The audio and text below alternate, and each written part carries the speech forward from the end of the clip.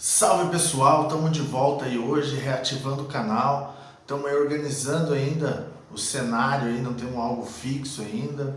E hoje a gente vai falar sobre um fato que não é muito trabalhado aí na história, na escola pelo menos, que é a participação do Brasil na Primeira Guerra Mundial. Alguns fatos interessantes, como você sabia que 176 soldados morreram antes de chegar na Europa? Sabia também que a primeira batalha e a maior batalha que o Brasil se envolveu nessa Primeira Guerra foi uma grande atrapalhada da Marinha Brasileira?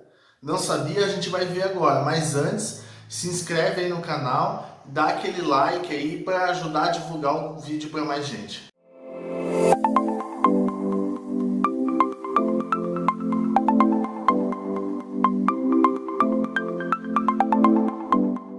Mas antes, vamos entender um pouco qual o contexto que levou à deflagração da Primeira Guerra Mundial. Aliás, é bom a gente entender, lembrar que ela só passa a ser chamada de Primeira Guerra Mundial depois que acontece a Primeira.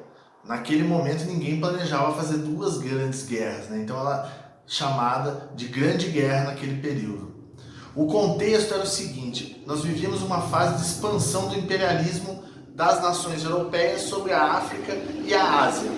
Então havia muita disputa dos países europeus sobre o território da África e da Ásia. E óbvio que isso gerava muita tensão entre os países europeus.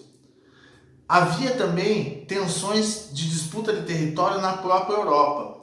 Por exemplo, a região de Alsácia e Lorena, que fica entre a França e a Alemanha, era alvo de disputa desses dois países, vivia trocando o domínio dela ali a cada momento.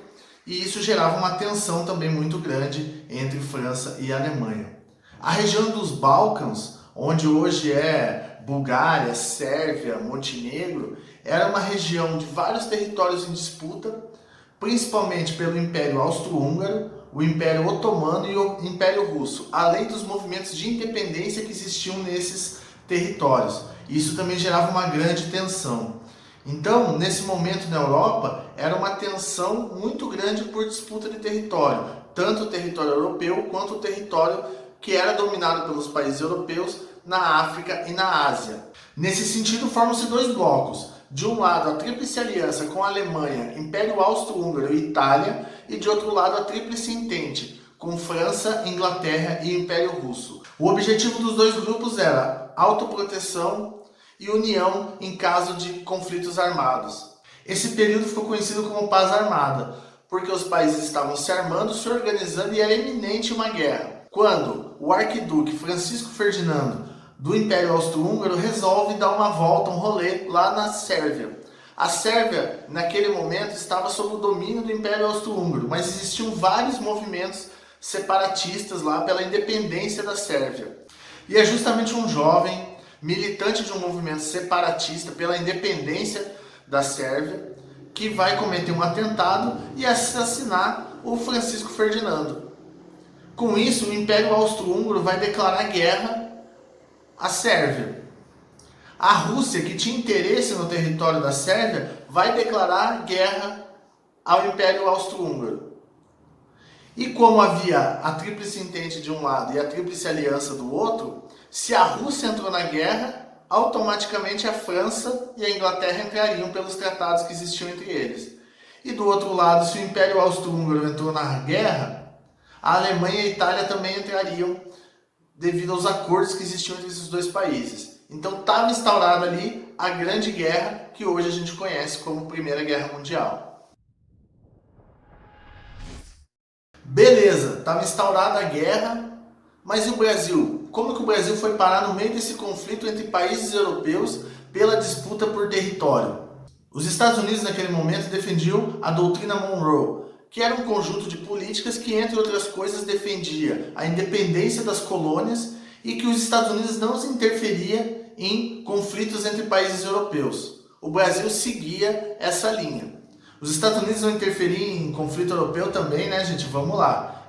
Até ele entrar na guerra, ele ainda vendia muita arma e suprimento para a Inglaterra e para a França. Então ele não interferia diretamente, mas economicamente estava lucrando com a guerra desde o seu início. Então, num primeiro momento, o Brasil não entra na guerra porque os Estados Unidos também não entrou. Porém, no dia 3 de abril de 1917, um navio norte-americano é bombardeado por submarinos alemães. No mesmo dia, um navio brasileiro também foi bombardeado. Os Estados Unidos entram em guerra, logo em seguida declaram guerra à Tríplice Aliança. O Brasil espera mais um pouco. Nas semanas seguintes, mais 2 navios brasileiros são atacados por submarinos alemães.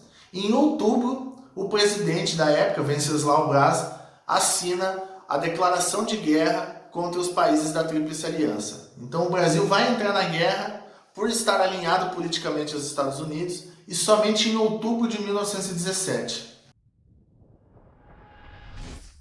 Bom, gente, óbvio que a participação do Brasil na Primeira Guerra Mundial foi muito modesta.